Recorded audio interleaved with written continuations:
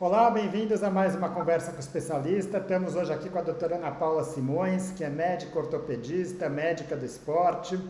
A Ana Paula, ela é ex-presidente da Sociedade Paulista de Medicina do Esporte e médica do Grupo de Traumatologia do Esporte da Santa Casa de São Paulo. Então, primeiramente, bem-vinda, Ana. E a ideia é discutir com você a respeito da dor na perna em atletas. Perfeito, vamos falar sobre o assunto. É um assunto que a gente atende muito no consultório, né? Principalmente de quem está começando ou quem aumenta o volume, começa a ter dores nas pernas. Ótimo. Bom, existem diferentes causas, né, para dor na perna do atleta.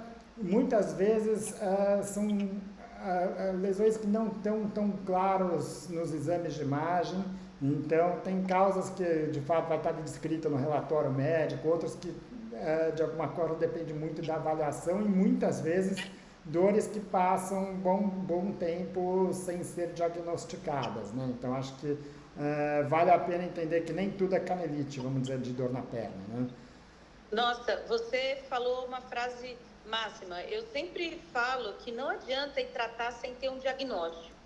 Então, é fundamental a avaliação com um médico de excelência, um médico especialista, né? Até usando a referência aqui, que é incrível o que você está fazendo, que é orientar as pessoas, primeiro, a conhecer as variedades de diagnósticos diferenciais na dor da perna. Então, quando a gente começa com uma dor que ela é insidiosa e que, eventualmente, começa a mudar a sua performance ou até mesmo a mecânica, então você tem que procurar ajuda. Não é uma dor de treino que a gente fica ali cansado ou apenas com a perna pesada e no dia seguinte provavelmente já está pronto para outra atividade. Essas lesões ou essas dores que a gente já começa a mudar e alterar, a gente precisa buscar ajuda para fazer os diagnósticos diferenciais.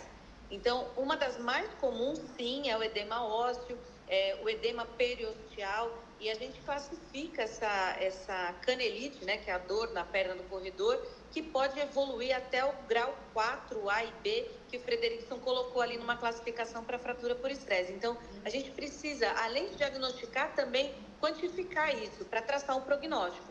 E junto com essas dores das pernas que são famosas, existem também as síndromes compartimentais, as tendinites, né? E existe também as lesões parciais que a gente pode considerar ali de um músculo, um estiramento muscular, umas lesões que ficam ali subentendidas e até mesmo os problemas vasculares que o médico também tem que fazer um diagnóstico diferencial, porque é preocupante tromboses ou até mesmo varizes profundas que atrapalham também.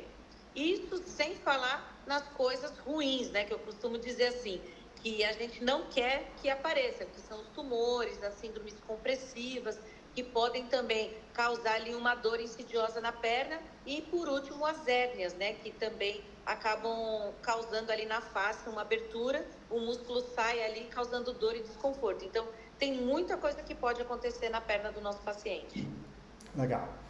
Bom, especificamente no esporte, a canelite é talvez a causa mais comum, né? Então, mais uma vez, tem todo um diagnóstico diferencial, mas considerando a canelite, qual que é a característica da dor do atleta? Principalmente quando apoia e faz o impacto. Então, o paciente que tem a canelite, ele refere que a dor impede ali dele performar, dele correr, dele fazer um deslocamento e alguma coisa que faça impacto. Geralmente, quando ele está sentado no repouso, ela fica ali mais latente, né? Algumas pessoas falam que dói ali ao longo do dia, quando já está mais cansado, mas a maioria é na hora de fazer o impacto. Então, a principal característica é a dificuldade do apoio. E isso, conforme o edema, ele vai penetrando ali, vai saindo do periósteo, do nível 1, e indo mais para cortical ou para medular, ela vai ficando cada vez mais difícil continuar a prática, por isso que a gente costuma falar que depende muito do limiar de dor de cada um, mas existem pessoas que chegam a fraturar e aí sim, só assim vai buscar o médico, que é no grau 4, quando quebra a medular, ou 4B, quando quebra a cortical. Então, a canelite, ela pode ir evoluindo, mas de acordo com a dor de cada um, ele vai buscar ajuda quando aquilo limita a prática esportiva. Ótimo. Alguns atletas referem a dor durante a prática esportiva, então, principalmente com corrida, esportes que envolvem impacto e corrida, né? Então, começa a correr e vem a dor. Outros vão ter dor mais após a corrida, né? E isso eu estou considerando essa mesma dor na face interna da perna, né? E aí, os principais diagnósticos diferenciais seriam a fratura por estresse e a canelite, né? Como é que você faz essa diferenciação antes de chegar nos exames, né, do ponto de vista clínico? Geralmente, a canelite, quando ela faz um depósito ao longo do periósteo, a gente vai palpando e a pessoa sente uma dor difusa. Então, vai precisar do exame físico. Não adianta só com a história, porque o atleta, eu costumo falar que ele é endorfinado naturalmente, né? Então, ele não quer parar de praticar esporte, ainda mais se for profissional. Ele não quer deixar de sustentar a família ali e ajudar em casa. Então, eles são realmente muito, muito fortes. Então, na palpação, a gente começa, dói aqui, dói aqui, dói aqui. Então, se você vai tendo um trecho muito extenso, geralmente é a periostite, né? Quando aquele processo inflamatório ainda está ali ao redor do osso. Agora, em alguns casos, quando a dor é pontual e muito aguda, pode ser uma fratura por estresse. Mas essa dor pontual e aguda, ela só acontece quando ela está na cortical, que é o 4B. Às vezes, quando ela está na medular, ela fica um pouco longilínea também, então também é difícil a gente fazer a palpação. Ainda mais se ela for ali na parte posterior, então o paciente, é muito difícil você falar assim, se é uma fratura ou se é uma canelite. Eu costumo ir para o exame de imagem para me ajudar. E hoje a gente costuma ir para um exame mais específico do que um exame que a gente pega tudo que era antigamente que a gente fazia na Santa Casa, né? Você lembra dessa época que a gente botava tequinese e fazia cintilografia? Então, hoje a gente costuma não ser tão generalista também para pedir os exames, e o exame padrão ouro é a ressonância magnética. Ótimo. Bom, outro ponto que precisa considerar é que mesmo nessas fraturas, né, é impressionante como a gente vê atletas que chegam em nível competitivo com uma dor na perna e você faz um diagnóstico de uma fratura, você vê um traço de fratura ali, né? Inclusive, a gente vê muitas vezes atletas que têm uma fratura de perna com um trauma mínimo, que sugere que ele já tivesse com essa fratura por estresse antes. E mais do que isso, a imagem ela já mostra que não é uma lesão recente, que é aquela fratura que já estava ali há algum tempo. Então, acho que só para chamar a atenção da importância de avaliação e, de fato, descartar uma lesão óssea para isso, né? Perfeito. E muito mais que isso, essa fratura por estresse, ela é um red flag, né, para as REDs, que é a Relative Energy Deficiency in Sports, ou seja, o atleta que não tem energia suficiente para praticar o esporte. Então, a gente vê que a fratura por estresse, que antes era uma tríade, hoje ela é um mundo muito mais complexo do que só a sobrecarga óssea. Então, na maioria das vezes, esse atleta tem uma deficiência que causou essa fratura por estresse. Não foi só excesso de treino. Tá, o excesso de treino, obviamente, é um fator que pode até estar presente, pode ser predominante, mas não é a única coisa para ser avaliada, né? Mas aí é uma já diagnosticada, já com aquela lesão bem caracterizada, né? E o tratamento para canelite, ainda antes de chegar na fratura, né? Basicamente você vai trabalhar o quê? Bom, a reabilitação, não tem dúvida, né? A parte de fisioterapia, o que mais que pode ser feito? Eu gosto muito de explicar que o paciente ele não precisa ficar parado, porque isso é uma das coisas mais fundamentais para o atleta, né? Então, na canelite, a gente precisa administrar a capacidade e a demanda. Então, o paciente, ele está ali com um processo inflamatório, como uma tendinite, quando qualquer outro processo inflamatório, num corpo que não é capaz de suportar toda a demanda que ele está exigindo. Então, o que a gente precisa? Melhorar a capacidade dessa pessoa. Então, fortalecer, cuidar da biomecânica, cuidar da parte nutricional, avaliar metabolismo, verificar treino, verificar calçado. Então, são os fatores intrínsecos e extrínsecos para melhorar essa capacidade. E, por outro lado, eu vou conversar com a parte técnica e falar assim, vamos precisar readequar esse treino, tirar um pouco da intensidade, às vezes o volume, para a gente poder conseguir, reduzindo essa demanda, que essa capacidade aumente a ponto de não ter mais processos inflamatórios. E isso é o mais difícil, porque entra a individualidade. Legal. Se fosse só acrescentar alguma coisa, não é só ajustar a carga de treino, mas também tem muita questão técnica, né, na corrida que está envolvida, né, especialmente ligada à absorção de impacto, né? Então, uma pessoa que tem uma técnica ruim, que absorve mal o impacto, não adianta, precisa corrigir isso, né? Exato. Eu gosto muito de citar um exemplo na minha consulta, que uma menina lá do Sul fez uma consulta online e falou assim: doutora Ana, todo mundo me fala que eu não sou para correr. Aí eu falei assim: me explica melhor. Aí ela falou: eu corro 3 quilômetros e minha perna quebra, eu faço fratura. Então eu falei: olha, provavelmente alguma coisa está acontecendo, porque 3 quilômetros não é excesso de treino. É um treino considerado, se você. Ela falou que está há muitos anos, já 5, 6 anos fazendo isso, e ela sempre faz fratura por estresse. E na investigação dela, a gente descobriu uma osteoporose primária lá, causada já por questões genéticas e tem várias outras coisas alimentares. E eu expliquei, ó, provavelmente essa debilitação óssea, né, essa osteopenia que você tem cronicamente, causando esse queda da sua densidade, fez com que o mínimo impacto causasse a fratura por estresse. E depois a gente descobriu uma causa base que era uma nefropatia também. Então, no final das contas, ela teve que fazer tratamentos com nefrologista, tratamento de síndrome metabólica para melhorar o osso, e aí sim ela pôde voltar a correr depois de corrigir isso. Então, às vezes, a gente explicar para o paciente que ele tem que corrigir os fatores causais para poder realmente exigir ali da nossa parte óssea, porque eventualmente a fratura ela pode acontecer. Ótimo. Bom, e já pensando naquele paciente que fez o exame de imagem e apareceu ali uma fratura, a primeira coisa que eu queria chamar a atenção é que às vezes você vê ali a fratura por estresse, mas você não vê ali uma quebra na cortical, você vê mais aquele edema, tudo isso aí, a gente ainda segue muito nessa linha do que foi discutido até aqui, né?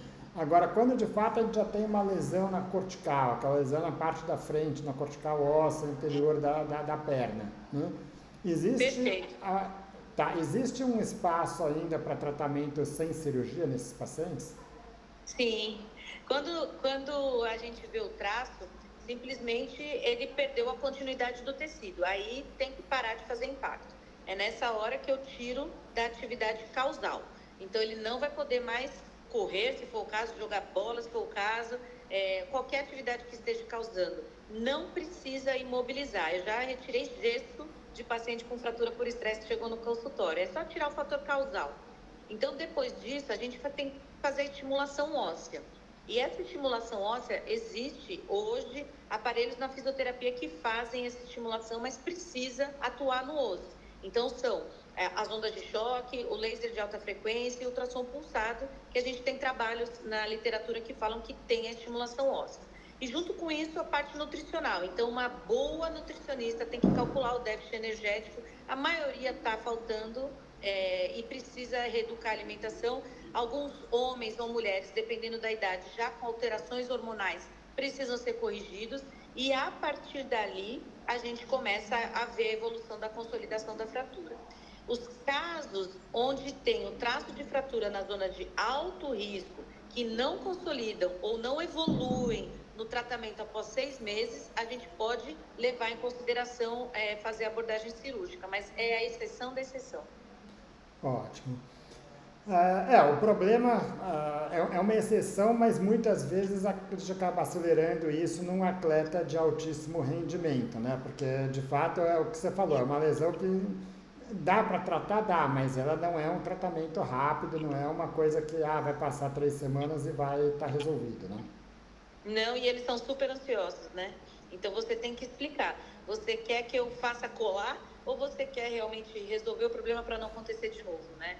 Então você tem que explicar para o paciente que a mudança ela tem que ser comportamental, de saúde, para ele não ter outra fratura em outro ponto. Então ir lá e colocar um parafuso, ou uma placa, uma haste, para poder estimular a consolidação óssea é válido porque vai acontecer. Só que o metabolismo da pessoa, se estiver alterado, vai continuar. A parte nutricional daquela menina anoréxica ou bulímica, ou que tem dismorfismo, né, que ela não consegue se enxergar, vai continuar. E a sobrecarga no corpo da pessoa vai continuar. e vai quebrar em outro lugar. Então, a gente precisa trabalhar até do ponto de vista mental também, como que é o esporte na vida dessa pessoa. Então, readequar também para não acontecer de novo. Ótimo. E já pensando no tratamento cirúrgico, aí a gente tem algumas técnicas diferentes. Você pode usar uma placa, você pode usar uma haste, existem algumas outras técnicas para isso, né? Sem entrar Exato. em muitos detalhes, vamos dizer, de cada um dos procedimentos, o que você vê assim de benefício em cada um desses dois procedimentos? O trabalho que você fez na Santa Casa, para mim, é uma mudança de, de, de ares, porque quando você coloca uma placa, você transforma a zona de tração em compressão, né? Então, você tem essa variação de você ter um resultado melhor do que as hastes, principalmente quando você vê que o tutor interno ele não funciona como um transformador de força, como você verificou na placa. Então, hoje, a gente tem colocado placa, mas eu confesso que cada vez menos por conta dessa questão da gente fazer as correções que causaram principalmente, mas se tiver indicação, a placa a gente consegue ver hoje que na literatura está mais indicada. Legal.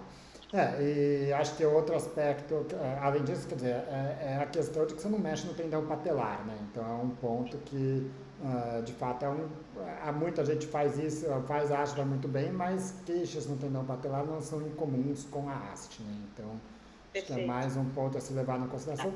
E são cirurgias que resolvem bem, o atleta consegue voltar relativamente logo por esporte, mas que precisa, de fato, ter todo esse trabalho de correção de causa que você já discutiu, né? Perfeito, muito bom. Tá. E aí, só para uma última causa que eu queria discutir, que está muito envolvido com esporte, acho que você mostrou no começo várias outras causas, né? Mas, assim, uma lesão que está diretamente ligada à prática esportiva, que é a síndrome compartimental crônica. O que é isso? Quando você tem muita pressão dentro de um compartimento da perna, ou da coxa, ou em algum outro lugar do corpo. No pé, inclusive, também já foi descrito. Então, a gente tem, imagina uma carne e uma pelezinha por cima, que é uma fáscia. Ele é um tecido inelástico que ele segura ali as fibras musculares para ela não se desorganizar. Quando a gente coloca atividade física, o sangue é desviado para os nossos músculos e esses músculos se expandem naturalmente. Por isso que a gente fica com aquela sensação de super-homem quando faz uma ginástica, uma atividade física, porque os nossos músculos estão todos hipervolêmicos, né? Começa a ter mais sangue ali. Só que algumas fáscias, que são aquele tecido que sustenta o músculo, elas não são displicentes, elas não são complacentes a essa distensão muscular. E elas comprimem, causando muita dor e desconforto, inclusive sinais neurológicos para algumas pessoas, mas só durante a atividade física. Se ela para, a dor passa. Então, a grande característica da compartimental é uma dor incapacitante durante a atividade física, mas que imediatamente, quando você muda ali e descansa, ou anda, ou põe a perna para cima, passa. Ótimo. E ela tende a ser um pouco mais tardia também, né? Ou seja, você começa a fazer, não é que você começa a fazer atividade e começa a dor. Ela precisa bombear o sangue, então isso depende de cada um, né? Tem pessoas que, por exemplo, só tem a síndrome compartimental lateral e eles falam assim, quando eu tô correndo na pista, quando eu corro leve, eu não aparece. Se eu forço a minha lateral, ela começa a expandir ali o compartimento lateral. Então, dependendo da pessoa, ela precisa bastante sangue para poder fazer esse aumento de volume. Geralmente, são os 10 minutos que a gente fala que é o aquecimento. O aquecimento muscular, ele geralmente 10, 15 minutos você já consegue bombear todo o sangue para essa região. Então é a partir dali que começam as dores. Ótimo. E o diagnóstico é Eu clínico. hoje tenho feito, conforme a literatura, com uma ressonância magnética pós-esforço. Porque as máquinas que medem a pressão intracompartimental, a Anvisa não tem liberado e a gente não consegue fazer via convênio. Então, para o paciente ficar mais tranquilo, a gente põe para fazer atividade física, faz a ressonância magnética e vai ver aquele compartimento hiperdenso, né? Ele começa a ficar branco comparado aos outros músculos normais numa ressonância magnética pós-esforço. A gente tem, pelo menos aqui em São Paulo, os lugares que já tem protocolos para isso. Então, a gente solicita ressonância com protocolo para diagnóstico de síndrome compartimental. Legal. E acho que é importante isso que você falou, porque as pessoas entendem, precisa fazer sob esforço, e aí vai dar uma corrida antes e vai fazer o exame, né? Só que tem que lembrar que chega para fazer o exame, aí vai abrir ficha, aí vai trocar, e aí vai fazer. Normalmente, quando a gente fala pós-esforço, vai fazer numa esteira que é feita dentro do laboratório, né? Quer dizer, Perfeito. sair da esteira e ir para a máquina do exame, né? Por isso que muitas vezes você vai ter um exame normal pós-esforço, por quê? Porque é aquela pessoa que fez o esforço e foi fazer o exame, né? Exato. Perfeito. Legal. E nesses casos, o tratamento, Na compartimental, eu já explico para o paciente. Você pode fazer liberações miofasciais numa tentativa de distender essa face, deixar ela um pouco mais elástica, mas você vai ter que fazer isso a vida inteira, durante a sua prática esportiva de impacto. Ou a mudança de esporte. Então, a maioria não quer mudar de esporte, ir para uma natação, ir para um pilates ou outra atividade, quer manter. E aí, a única indicação nesse caso é cirúrgica, é fazer a liberação endoscópica da face. ótimo. E aí é um resultado também que acaba sendo muito bom para esses pacientes, né? É uma cirurgia que eu costumo falar que ela não é reparadora. A gente não precisa esperar nada, é liberar a fáscia, cicatrizou a pele e reabilitar. Então, você não precisa esperar ela voltar a colar. Você, na verdade, precisa fazer esse músculo expandir para essa fáscia não encontrar outra de novo. Então, a ideia é como quando a pessoa rompe a fáscia plantar. É que fique ali rompida e distendida para poder o músculo expandir sem causar dor. Então, a grande sacada dessa cirurgia é já colocar a pessoa para praticar esporte para realmente não cicatrizar. Legal. Ana, eu acho que deu para discutir as principais causas de dor ligadas ao esporte na perna, né? E lembrar que mesmo o atleta ele pode ter outras causas de dor que não são ligadas ao esporte, como qualquer outra pessoa pode ter. Então, a gente discutiu essas causas, mas não se fecha aqui as opções e as possibilidades diagnósticas, e aí a importância de ter uma avaliação, de preferência uma avaliação especializada, porque essa, por exemplo, que você falou da síndrome compartimental crônica, quem não mexe com o esporte dificilmente vai fazer esse diagnóstico, até pela dificuldade diagnóstica dela, né? Exato. E é fundamental o médico examinar também, né? Porque às vezes a pessoa tem uma dor perto do osso e o tibial posterior está passando ali. Então, uma tendinite do tibial posterior, ela pode ir até lá em cima também. Uma tendinite ali do Aquiles vai da dor posterior da perna, a dos fibulares também. Então, existem muitos outros diagnósticos diferenciais que é importantíssimo procurar um especialista para a gente poder dar uma luz para o problema e aí sim ir para o tratamento adequado. Ótimo. Obrigado mais uma vez pela disponibilidade, acho que foi boa discussão e espero contar com você em outras discussões aqui. Combinado.